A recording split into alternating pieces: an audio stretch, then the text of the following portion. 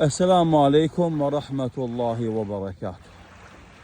Dikush në koment kishte pyetur kur kanë fol për dhikrin e mëngjesit, sa kohë të merr dhikri i mëngjesit dhe a mjafton të lexojmë ajetul kursin, surën al-Ikhlas, surën al-Falaq dhe surën al-Nas si pjesë e dhikrit të mëngjesit.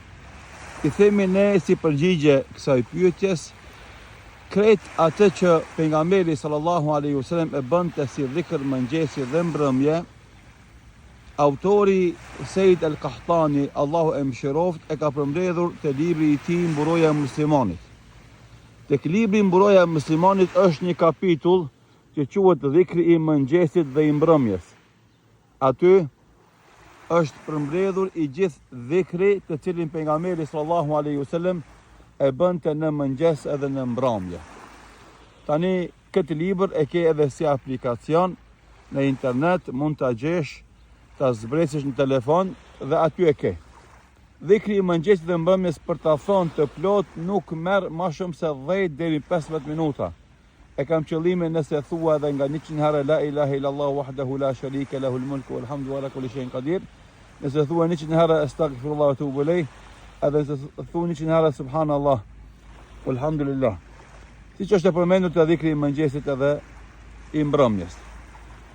Përndryshe, do thot, edhe nëse thua e këndon ajetul kursin, surën al-Ikhlas dhe al-Falaq edhe Nas, edhe ato janë pjesë përbërëse e dhikrit të mëngjesit. Madje me te edhe fillon pas falëndrimit dhe Allahu dhul xhelal dhe salavatën dhe pejgamberit sallallahu alaihi wasallam, fillon me ajetul kursin, pastaj surën Ikhlas, Falaqun dhe Nasin nga tërë, pastaj fillon me lutjet që i bënte pejgamberi sallallahu alaihi wasallam në pas namazit sabahut, dhe me to e përmendte dhe madhnonte Allahun subhanahu wa taala.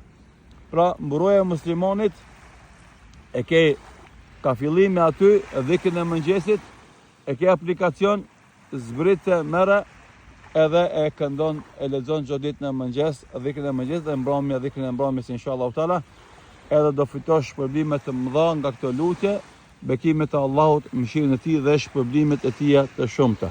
Lutim Allahun e madhëshëm të na bën për atyre besimtarëve që vazhdimisht e përmendin Allahun subhanahu wa taala të gjitha situatët dhe në të gjitha gjendjet, ashtu siç Allahu i madhëshëm i përmend besimtarët alladhina yadhkuruna Allaha qiyaman wa qu'udan wa ala junubihim, ata që e përmendin Allahun në kam, ulur edhe shtrir. Allahu na bëft të tillë inshallah taala. Wassalamu alaikum wa rahmatullahi wa barakatuh.